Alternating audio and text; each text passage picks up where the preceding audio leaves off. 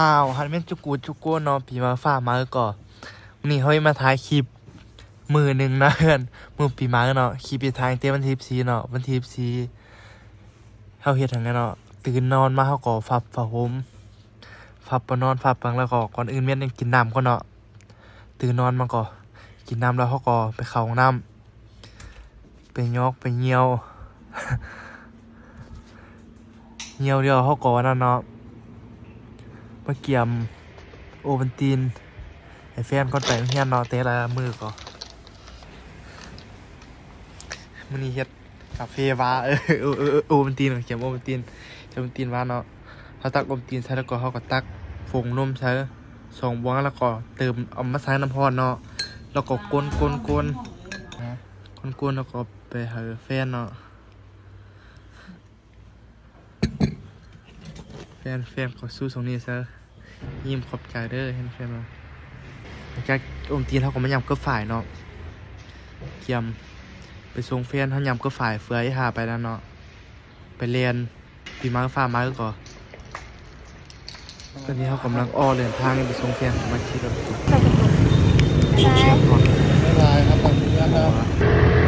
แล้วเขาก็อ้อมานั่งสมาธิหน่อยนึงยืดเส้นยืดทรายก่อนนี้เรียนเนาะวอร์มร่างกายก่อนมันเจ็บเขาเจ็บผังว่าวอร์มร่างกายเนี่ยเราโดติดยกซ้ายยกแขนขวายืดเส้นยืดซ้ายเดียวกินน้ำสักหน่อยนึงก่อนแล้วก็เรียนประมาณ2 หอบเนาะประมาณ2 กิโลเรียนเดียวเขาก็มาเอาฟาร่มไปล้างเนาะฟามาปีมาก็เจ็ดพอคอยฟัดแล้วก็มาล้างฟาร่มเนาะล้างเกิดน้ำสปินโซ่หมุนมันนึงแล้วก็เอาเจียงมาซักเนาะหลังจากล้างฟาร่มก็ซักเจียงแล้วเขาก็มาเจียโตอันเฮ็ดโอวัลตินวาซั่นอย่าเฮ็ดบูชามื้อนี้วันที่14นะเจียโตเมียนน้ำแล้วเขาก็เอาเครื่องสิบูชามาเนาะเอามาจัดโตแล้วก็มาปิ้งไก่มันเอือบมากเต็มงัวแล้วก็ปิ้งไก่เดี๋ยวขอมาหาแฟนไปเรียนตอนนี้ประมาณ 10:30 เข้า 11:00 เนาะเอาแฟนมาเบียร์ซื้อรถมาบอกไม่เนาะเบียร์ซื้อบ่ไม่ไปเฮ็ดนั่นเฮ็ดวายไก่ปิ้งสุกแล้วก็เฮาก็มาใส่โต๊ะจัดเกียมปลายเนาะขอฟ้อนปีมาฟ้ามาร่ำรวยเด้อเห็นไหมมีแต่สิ่งดีมาชีวิตปุ๊บซาแล้วเขาก็ไปแล้วเนาะฟลมมาล้างแล้วก็มาประกอบอันนี้แม่นหลังจากนั้นหน่อยประมาณ2 โมงเนาะเขาก็นอนตอนสวยแล้วก็ตื่นตอนสวยแล้วก็กำลังออกไปเตรียมตัวจูนเบอร์ออกเดินได้ทีนี้เขาก็มาพอดจูนเบอร์เนาะจูนเบอร์เวียดเที่ยวนี่เขาก็จูนเบอร์เจ็บเดียวเนาะจูนเบอร์ แล้วจะออกไปเกลือปลาต่อ ไปเกลือปลาไปซื้อข้าวจี้2 ก่อนยาวมานี่อันว่าไงกำลังมาเกลือปลาปีมาฝ่ามาแล้วก็เกลือปลาเฟยไหลบุญโห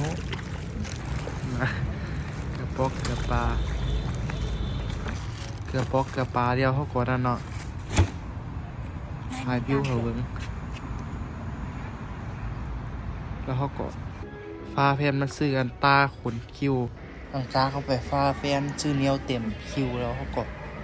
มาฝักฟอนหน่อยนึงแล้วก็ขึ้นมาออกกำลังกายเนาะตอนขึ้นมาออกกำลังกายประมาณ4 โมง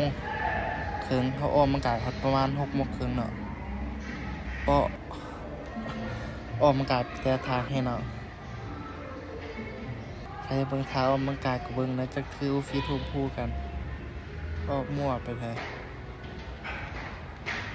เพิ่มกล้ามเนื้อมาฟูดาเบิ้งฮอดนี่ก็หาวหันปีมาไม่จุกนนะฟูดาเบิ้งฮอดนี่ก็หาวหันมีแต่สิ่งดีของมันในชีวิตในปีมาฟ้ามาก็